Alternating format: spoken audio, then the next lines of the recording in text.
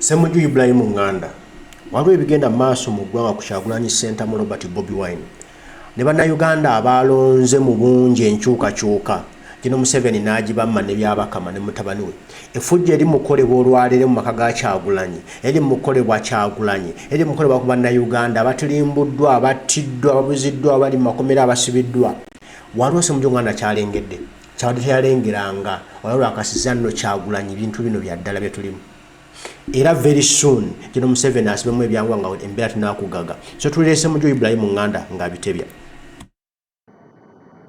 Ssemujju to assess the quality of this election. No. But he went to explain and my apologies. I commiserate with the Honorable Ssemujju and my brother Sibambi. I would miss them. I was actually dying. Is that necessary? Yes, I was actually dying. I was actually dying that we meet on the floor because honestly, I have said it many times. Ssemujju is one of those MPs we shouldn't have lost. Ssemujju, this one, Abdu Katuntu. Abdu Katuntu, by the way, called me at midday after they declared on Friday and said, my brother, these people have overrun me. And he also considered, he said, he lost fairly, and at his age and the years he has spent, 24 years in Parliament, he doesn't think he should squabble publicly. Thank you. Honorable Ssemujju. I think all of us here are making the same mistake that the founders and promoters of NUP made. They thought Westj had just failed, that they can pump new energy in this election. Like you've seen, they are very energetic. And then they will be able to overrun the state. Because you're not competing against Museveni, you're competing with the state. And we spoke about the money security. First, Museveni has never changed. When Museveni came here, he outlawed political parties. I remember the debate in Parliament, he said now parties can operate only at the headquarters. I think that was the effect of the Article 269 in the Constitution. And Museveni hasn't changed. But I have said, even in this campaign, I kept telling people that Museveni is just bad-hearted, but he's very intelligent. I was comparing him to his son. I said, this one is very intelligent, but bad-hearted. So he has known how to package and sold the same thing and made it look like it is different. If you're a political party, they will not allow you to address a rally. In Kampala, they will allow you to go and appear on a talk show. You go up country. So he has sort of ring-fenced some areas in Uganda only for himself. But you're competing, most important, against the state. It's money. And to his credit, Museveni has built a new alliance. Because at one time you had the North, you had the East. If you go to northern Uganda, in the past, working with NRM was like a crime. Today, they find it comfortable. I was speaking to colleagues from Amuru district. And that's why we need to be very careful when we are dismissing Museveni's achievement in this election. We need to be very careful and honest to ourselves. I spoke to Honorable, okay, let me not mention the name, and she told me in Amuru, you go and meet even the ordinary person and they tell you 2 bus, 1 key. So they will go and vote Anthony Akol of NRM, vote Museveni, and then vote FDC. And you think the level of civic competence at that level is very low. But they are able to choose their candidates and they will stick by those candidates. So there is an alliance that Museveni has built, not because of any ideological shift, not because his government is performing miracles, but Museveni compromises leaders. He deprives you of leadership in every area.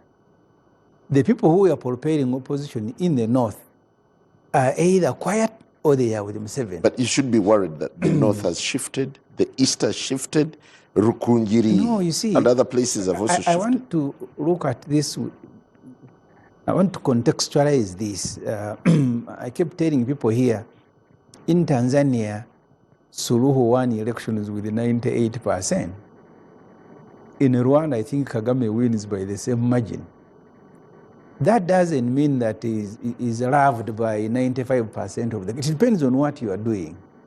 The reason you see competition in Kenya is that in Kenya there is no single party that has monopolized the state. But here in Uganda, the NRM is the state. Yeah, but look at this, Honorable Ssemujju. You should be worried about the trajectory of opposition politics. What initially used to be your strongholds have since shifted to the NRM, and the NRM has also eaten into the regions that remain for you. Take, for instance, Buganda. You saw the statistics being floated by Mwenda. Yes, I agree. Museveni has made some gains. I am now looking at how he made those gains. In this particular election, no, you're not allowed to address salaries. They're not allowing you to receive any money from outside. They will arrest anyone they think is bringing in money. They will withdraw the state funding. They will take over your headquarters. We faced similar problems, and our colleagues, when they were starting in UP, they said they didn't know how to do these things. They know. But Museveni hasn't changed. Even if you change players, you're going to face the same circumstances. You remember how they were abusing Besigye. But they are, even if you remove Bob Wine today and you bring Ofono Opondo, as long as Ofono Opondo is contesting against Museveni, he will be beaten the same way Besigye was beaten. He will be stopped the same way Kyagulanyi has been stopped.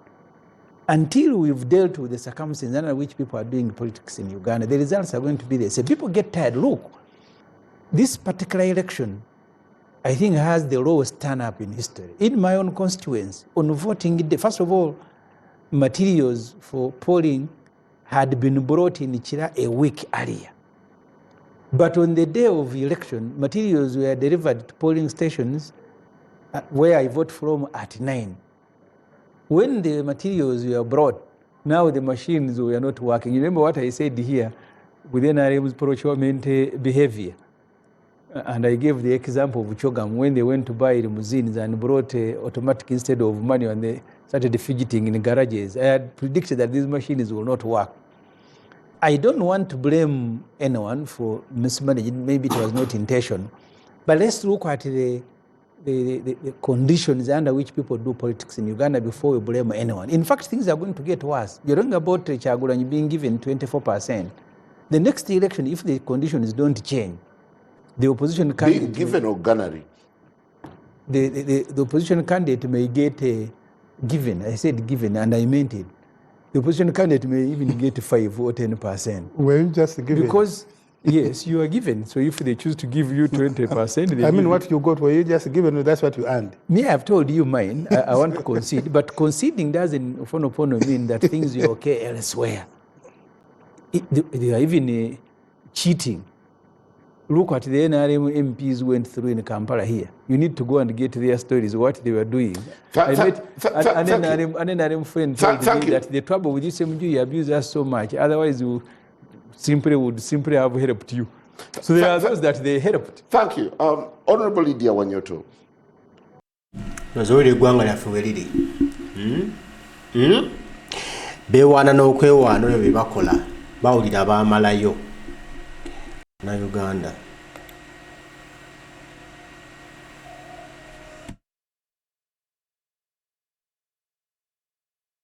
Muna Uganda eno essaawa ey'okutereeza ebyo ebyasoba. Oba tutya n'obako ne kye tukola. Sooka owulire bino. Bikulu. Very difficult. First, I think now with 71% proclaiming. You rub that in a lot. Museveni thinks he now has mandate to do things his own way. After his brain has been here for 40 years, do I need to enter it? He now has that mandate that he will be throwing in our faces. You can hear Ofono Opondo celebrating that for the first time they have won in all the regions. 2016, there are many actors, including my neighbor here, who thought they needed to facilitate a discussion. But also Museveni was very fearful that any disruption would actually caused the problem to the economy. 2016, when 2016. Besigye claimed they had won. Not claimed, Besigye won. So there are many people who are persuading Museveni to go into a dialogue.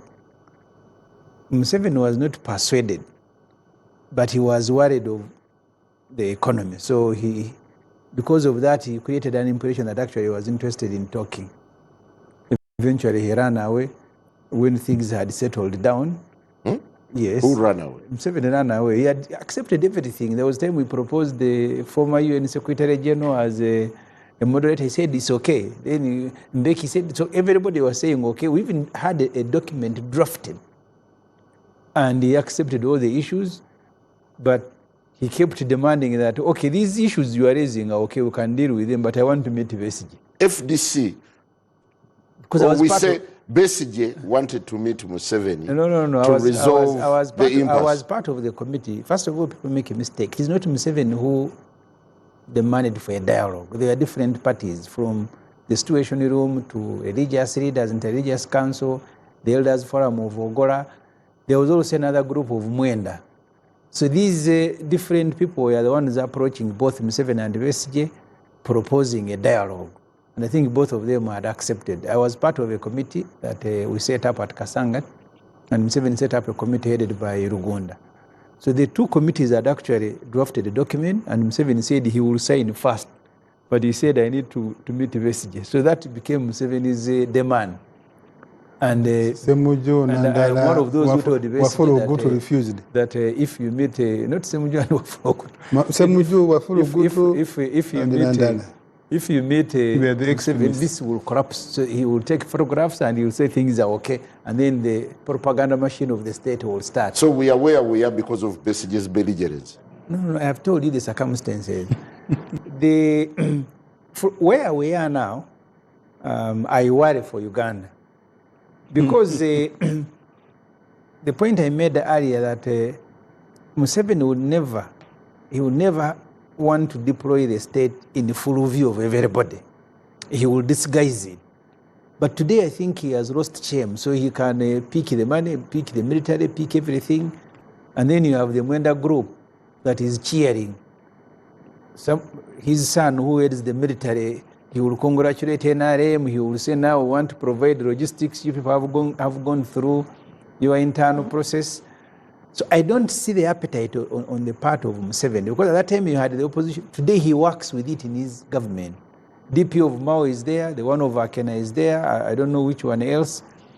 He prefers working with the opposition in that manner, that you provide them some ministerial, some jobs, but to engage in a constructive dialogue, because in his speech he was saying Nope and this element of Besigye are terrorists, which is the reason I think my brother, the Honorable Mwanga, I went to see him, is detained at Chira, which is the reason he's behind bars. I saw on this TV that the other deputies of Kyagulanyi are also in jail. Hundreds of our supporters are in prison. So he has identified which opposition to work with and which opposition to crush. And that's where now things are becoming very difficult, because he seems determined that this SSEMUJU group and the Kyagulanyi, these ones are terrorists, I must crush them. And he actually said so in his speech. He said, not everybody in opposition is bad, but these ones. So he will want to work with the UPC, he will want to work with the Mao and others, because I think now he's bent on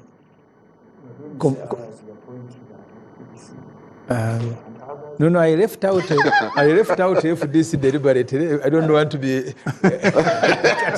But you pointed and said, and others. No, I was just looking in your direction. So that's where we are now. He wants to work with the opposition. Okay, is there a stalemate at all? I am actually more worried, because I have kept saying here, this might be the last sort of election that we have in Uganda, where NRM people have organized an election, declared themselves unopposed, removed some opposition for them to be declared, cheated some constituencies, genuinely won others. with the Mwenda group taking over, because in my view, I think this is going to be Museveni's last term and Muhoozi's first term. So it's going to be two people running the country with their groups. This is Muhoozi's first term with his father at 81, and this is going to be Museveni's last term. And Muhoozi is brutal. Maybe Mwenda will be the one helping us, because for him, the difference, when Museveni beats you in the morning, he will be setting up a commission of inquiry. When Muhoozi beats you, he will be on social media celebrating. So you have two actors who are going to be running the state. So it's going to be more brutal, it's going to be more repressive than it has ever been, and it has started. I've told you, I went to see Mwanga Chivumbi this morning. He's at Kira. Even himself is a victim. If you look at the door of his garage, it has holes. They are shooting through the garage. But the victim now is the one who is behind the bars. As I said, you have two other deputy presidents who are in prison and hundreds, including the ones who were arrested in the last election. They have never prosecuted them. They are in Kitaria. I have visited some. So you don't know who else is going to be. Thank you. Thank you. Honorable. Ozowulira yo yensi yaffe kati gwe wenna gy'oli Munnayuganda ng'eno wadde okyabiyita ebyamannyo wenu eno yessaawa oz'okuke eno yessaawa okyuse ku bwongo bwo eno yessaawa obeeko ky'olowooza eno yessaawa obeeko kye weebuuza ebibuuzo byonna bye weebuuza tulina obifunira ansa tugifuna tutya buli omu ng'osoose n'obuuza ssenga w'omutima okubigenda mu maaso mu ggwanga ne weebuuza kino singa kigenda mu maaso emyaka emirala 10 emyaka emirala 2 where will we be tuzibanga fena twafa twaggwawo ne where our children will be where our grands will be tulina okubirowooza tulina okubibala tulina okubyekkenneenya ebiri kwapeningalo ku bantu ab'enjawulo nga tebirina kutuuka ku bijja wadde wagira watuwagira n'ebijja nolwekyo tubeeko kye tukola okutereeza eggwanga lino ffenna wamu collectively kitukwakatako gwe nange ffenna mulimu gwaffe twali mulala